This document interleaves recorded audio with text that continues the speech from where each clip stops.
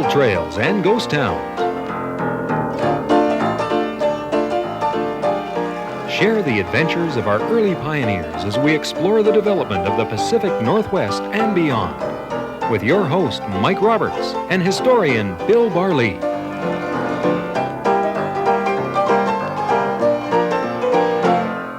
Welcome to Gold Trails and Ghost Towns. I'm Mike Roberts, and Bill Barley's with us. He's our resident storyteller and historian for all sorts of things that happened in the early days of British Columbia and the Pacific Northwest development. We've talked on this program before of the concept of the silvery Slocan, and we go there again, but to talk about a town we haven't mentioned before, and for good reason, I guess.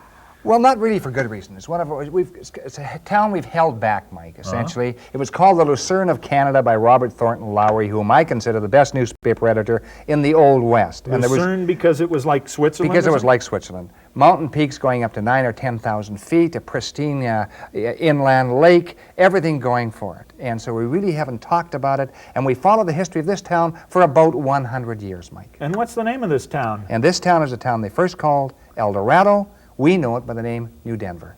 New Denver. So it would be silvery because Denver, of course, is Silver Town. Okay, we'll do that. When we come back from this break, a look at New Denver. Don't go away.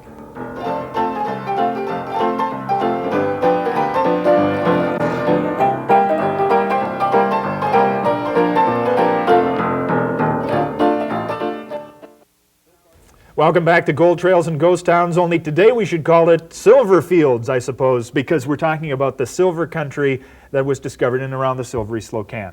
Yeah. 1991. Yeah, interesting year. Key year for the entire Slocan district. Two prospectors, a guy called Eli Carpenter, roustabout, French-Canadian, and his partner, his erstwhile partner, did not stay partner for very long, Jack Seaton, who's an Irishman, and they set out on a prospecting trip from Old Ainsworth. That's down on the Kootenai Lake. That's right, down on Kootenai Lake. And they go into they drift about northwest, in a northwesterly direction, into an area that had not been mapped, but they'd heard vague rumors of silver in this area. And they were going on the vague rumors prospectors are prone to do. So they stay up there for about 3 days. They're running out of grub, they get turned around. Actually, they get lost. So to find their bearings, they head up a 7,000-foot peak. And at the top of that peak, as they come around the corner, there in front of them is about a 4 or 5 foot band of almost solid galena. This is silver ore. This is the ore right here. So this is a like exposed to the surface, a band of what they went for. You bet it was. They couldn't believe their eyes. And looking at it, looking at the way the ore came out of the ground, they knew it was high-grade silver, and indeed it was. Some of that silver, Mike, ran up to 1,000 ounces per ton. 1,000 ounces per ton. Even at 50 cents an ounce, that's a king's ransom. So these two head back into Ainsworth, and as it always happens, no matter where the discovery is, if it's gold or it's silver, word always gets out. Word did drift out, and soon there's a stampede of prospectors into the area. Now, it's a two-pronged assault. They leave from Ainsworth and they leave from Nelson. From Ainsworth, they head up the side of Kootenai Lake, and they head up to a little flat up there, which eventually became Caslow, head inland and into the Slocan Slope. From Nelson, they head down the Kootenai River, up the Slocan River, up the Little Slocan, and up over a very, very treacherous, difficult piece of terrain called Slocan Lake, and they head up into it that way. So this two-pronged assault brings thousands of miners into this area, tramp prospectors, the whole works. And they are all looking for new ground. And of course, some of the ground was already staked by the time they got there. The Rico, the Noble Five, the Payne, the Slocan Star, and these were literally world beaters. Literally world beaters. And what happens, of course, then they begin looking, they say this is going to be a long-term silver fields. There's no doubt about it. That this is going to be, they think it's going to last a century. And some of it does, actually, we'll find out later on. And they decide to build two new towns. And one of the new towns that is established on the shores of Kootenai Lake is Caslow. And that is more or less the eastern terminus to the Slocan Slope. Okay. But there's another town that's established on the western side, and this was a town they first called El Dorado. Okay? And this is a term meaning, it's a Spanish term. Meaning gold, usually. Well, essentially, it refers to gold. But they decide after a few months that won't do because there isn't much gold in this country, but there is a lot of silver, so they decide to call it New Denver. Because Denver, of course, the silver lode, the Comstock area of the United States. And what happens, of course, is that other towns spring up. Sandon and Whitewater and Silverton and Slocan City, So a whole bunch of towns, Three Forks, other towns in there, smaller towns as well, and smaller camps. And the whole country is buzzing with activity. Several thousand claims are staked, and dozens of mines come into production. And so what happens, of course, is that New Denver itself becomes kind of a miner's mecca on that side of the Slocan On the west slope. side. Yeah, for sure it does. And it attracts a lot of individuals who want to get into the silver fields or the silver country close by, close at hand. And of course, right down through New Denver itself comes Carpenter Creek, and Carpenter Creek leads right into the heart of the silver fields. So, so this is the establishment of New Denver. And on its heels, Mike, comes the big boys. And the big boys are the K&S, the Kaslo and Slocan Without Railway. the railway, what could you do? That's right. And so the K&S heads in from Kaslo. This is a little Great Northern subsidiary, comes in on a narrow gauge track. Clunky little locomotives. It didn't look like a real railway at all, did it? Right. Did the job, though. Magnificent engineering feat. Absolutely magnificent. Well, the CPR doesn't like the Great Northern, of course, James J. Hill, and they decide to build a competing railway on the west side. So they come down from Nakusp, and they call this railway the N&S. The Nakusp and Slocan. Nakusp and Slocan. Comes down, and it skirts right by, just above New Denver. And here you see a shot, and we look down from the N&S Railway. This is probably 1896, Mike. We're looking straight down on New Denver, and this is early New Denver. The buildings are starting to take shape, and there's a great deal of growth taking place between 1896, 1897, 1898. We've got some remarkable maps here. Now, maps are, of course, the stock in trade of getting to know where we are. Yeah. But these are special maps. Who commissioned to have these drawn? Now, what it is, these are fire insurance maps. Very tough to get, Mike. This is the only set I know that is of New Denver.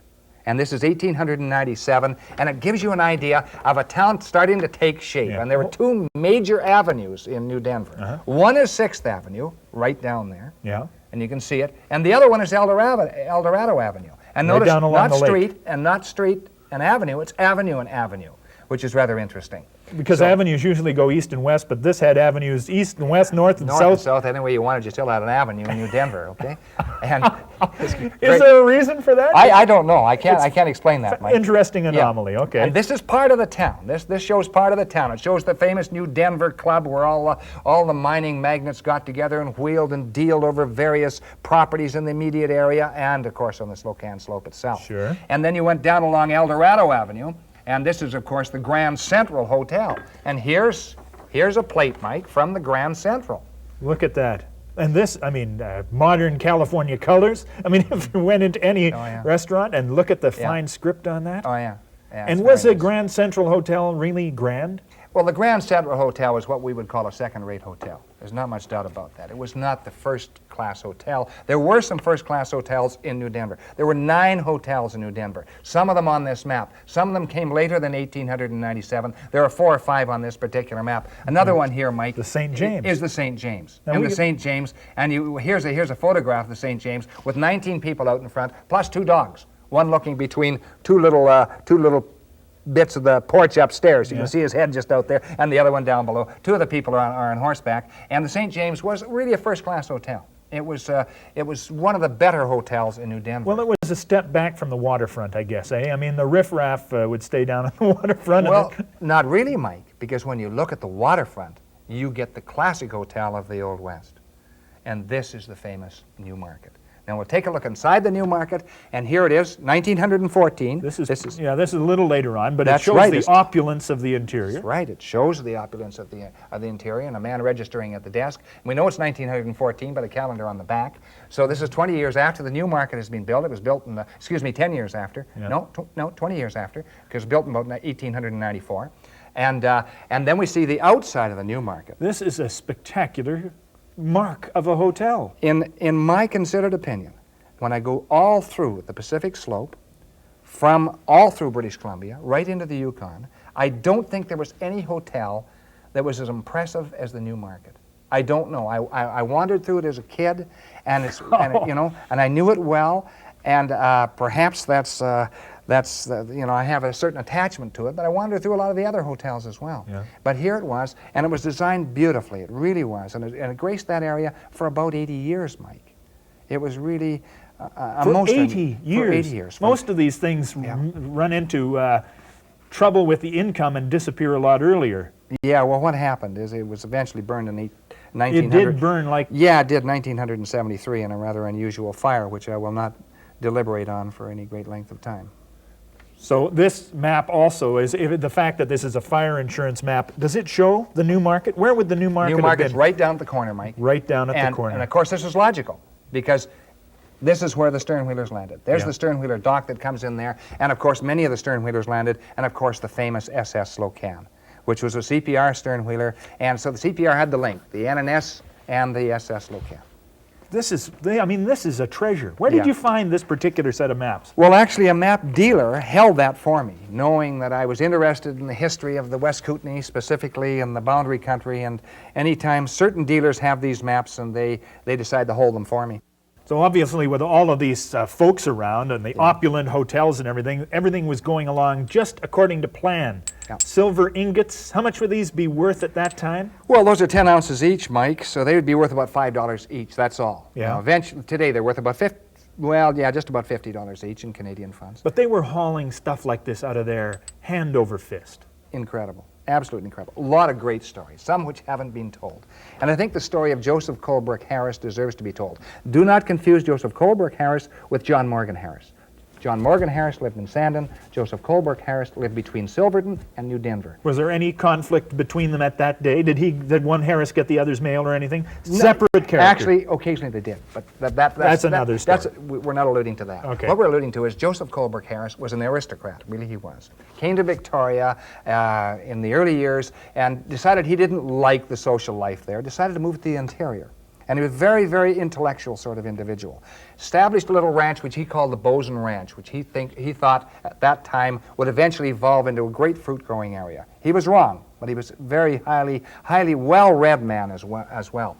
And he established the Bosun Ranch because he had a man who worked for him, and he was a bosun. And one day he's clearing trees, and he comes across a fallen tree, and under the fallen tree, he sees galena ore. Well, he very quickly realizes what he's got. He stakes the ground. He eventually sells it for $7,500. This is 1898. Now, $7,500, you can multiply that by 40, Mike. That's equivalent to about $300,000 today. And so $300,000 with no income tax in those days, that's the equivalent, is a lot of money. He's a millionaire. In most terms, he didn't really need all that money, and he felt a little embarrassed about it because he'd obtained it so easily. So what does he decide to do? He decides to be a benefactor to the town. And he builds an opera house, which he calls the Bosun Hall. And it's right downtown in New Denver. And it seats several hundred people. And it's really quite opulent. He doesn't even stay for the opening. He goes back to Britain, meets his wife-to-be on the way back, comes back and of course marries her and comes back and lives in the area. But he was typical of the individuals who made discoveries like that. And there were other quite well-off individuals in the area. Old George Williamson became what many people consider the richest man in New Denver. And no doubt about it that he was extremely well off. How much would he be worth? Well, in today's funds, it would be equivalent to several $1 million, which was a lot of money in those days. And Reginald Forbes, Reginald Lestock Forbes. Reginald Lestock Forbes, you say? Indeed, very aristocratic. Were all these guys remittance men, or were they adventurers from the old country? I think probably he was a younger son. His father was an Scottish nobleman, and he became the town constable and stayed there for many years. And so you had all sorts of individuals from titled backgrounds. You also had other characters like Wee Willie Howarth, or sometimes called Weary Willie Howarth. Weary Willie Howarth. Yeah, and he was a prospector who ranged all up and down that Slocan slope. Pick-handle Grimes was another one. The Yellow Kid, which I mentioned before. I remember the Yellow Kid. Sure, and so you had a lot of individuals who were, Roughlock Perry was another one. So you had a lot of individuals, most of them with nicknames. Prospectors who'd been in the field for a long, long time, usually they had a nickname. That was standard in mining country, though. I mean, I've been to Cumberland, and everybody's named Carrot or something else apart from their traditional name. Sure. There's no doubt about that at all. And what happened, of course, is that now we get into a more refined town, and every refined town has to have a newspaper. Here's one of the newspapers, Mike, and this is the Slocan Mining Review. And it's kind of nice. Yeah. And there's the Slocan. January 30th, 1908, this particular one is. And typical. There it advertises the Slocan Lake Fruitlands. And what it says here, couple of items. Lovers of fisticuffs will be given an opportunity of gazing upon two exponents of the manly art at Slocan City next Saturday night. This will be a genuine contest for blood between Terrible Crow and Slasher Harris, both well known in the district, it being the outcome of a rough-and-tumble free-for-all some days ago. And they fight under the Marquis of Queensberry rules, which are essentially pretty rough stuff. And the mining camps were pretty rough stuff. Bare knuckle. And yeah. It's amazing that this paper is still in existence. You can see that it was never designed to last 100 years, but of course not. It has. Yeah. Well, it has essentially, yeah. I mean, it's not close. It's not great, and it talks about a number of other things in this paper at the time. And this paper is, only 80 years old, but it's nevertheless quite interesting. Talks about a determined case of attempted murder occurred in town last Saturday afternoon. Two young fellows were quarreling over a beautiful girl, and the rejected lover attacked his favored rival with a stick of cordwood, which really isn't the nicest thing to do, And he'd floored him with the cordwood and was going to finish him off, and one of the Chinese individuals came to the rescue and beat this guy off. So that's the Slocan Mining Review. Was it in competition with the Slocan Record, or was that just another paper? Another name for the same paper. Okay. Okay. These people loved their festivals as well, Sure. and there's lots of Americans, lots of British here. Yep. This picture is of a memorial to Queen Victoria. That's right. What's happening here? This is a memorial parade to Queen Victoria. She died in 1901, so here we see probably a fraternal order coming down the street, and they are parading down 6th Avenue towards the Newmarket, where they will probably have a few drinks to Queen Victoria in the Newmarket. To turn from somber to less Sure. than sober. This is associated with that. Now, this would be a badge that these miners would wear? Western Federation of Miners. And it's black, and that would be done in memoriam. Whenever Sure. they were recognizing the death of somebody, this is what they'd wear. Sure. Miners came from all over. Some of them belonged to the fraternal orders. Probably this one came from Rossland, and they would be there as well, Rossland and so on. And so they came down, they wore it black and white, and the other side they wore on more festive occasions. That would be meetings, opera house, etc., etc. Isn't that wonderful? I Sure. mean, and this side with the American flag and Yeah. the Canadian and the British flag Yeah. doing the job. Oh yeah, it's just great.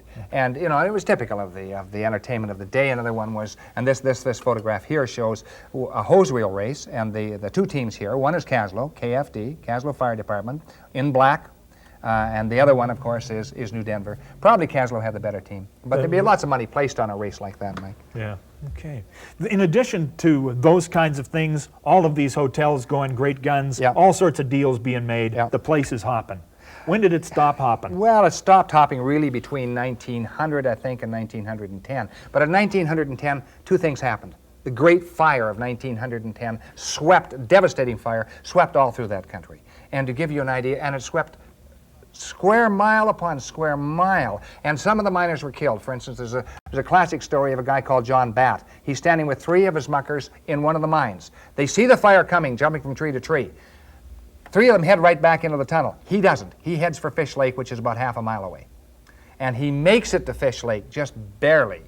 And he said he fled for his life. His legs were better than his use of English. Yeah. But he was the lucky one. The other 3 went back in the tunnel, and of course the oxygen at least the fire sucked all the oxygen out of the tunnel, and these 3 were gone just like that. But the other thing that happened in 1910, a guy called George Aylard down near Silverton is working on the big lode, what they didn't know was the big lode, but a mine called the Standard. He hits a body of ore that is over 40 feet wide. It is absolutely staggering. The largest discovery of lode silver in British Columbia to that date. He becomes a millionaire overnight. That Literally keeps things overnight. going for a while. Oh, Because sure, there's a yes. depression happening about this time Yeah. in the world anyway. And, Yeah. But Allard's find is going to keep it all cooking. Allard's find actually keeps New Denver and Silverton on just above the level of prosperity that they need to survive for about right through 1910, right through to about the late 1920s, Mike. We'll take a break and be back in just a second to talk more about where New Denver goes right after these words.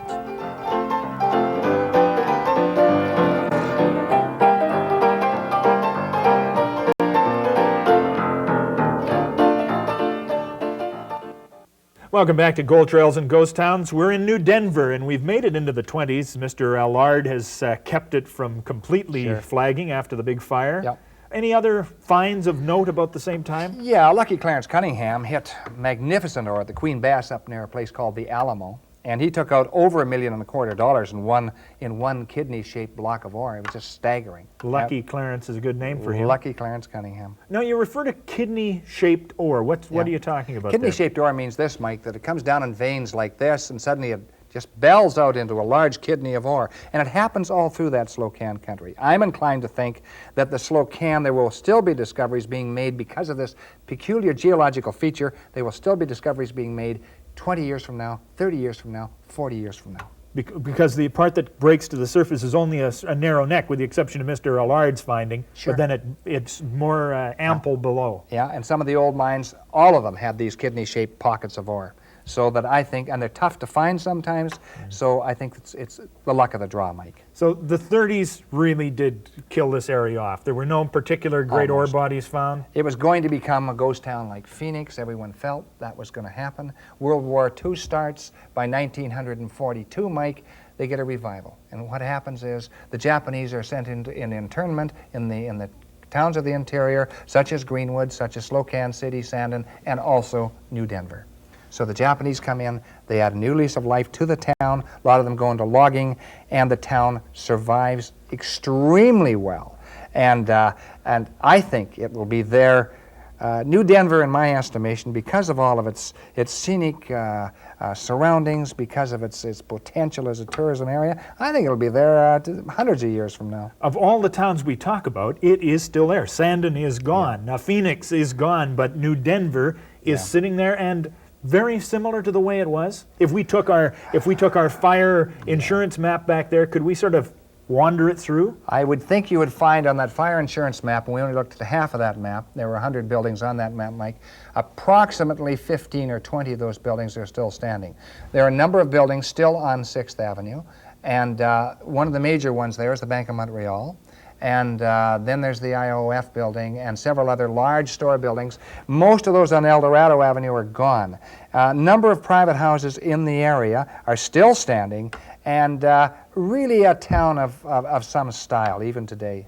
Excellent. Oh, that's so good to know. And do they have their historical perspective? Because not much of this history is written down. No, they actually have a very fine museum, and it's surprising because most of those other small towns in the area have a history written on them. There isn't really a lot on New Denver.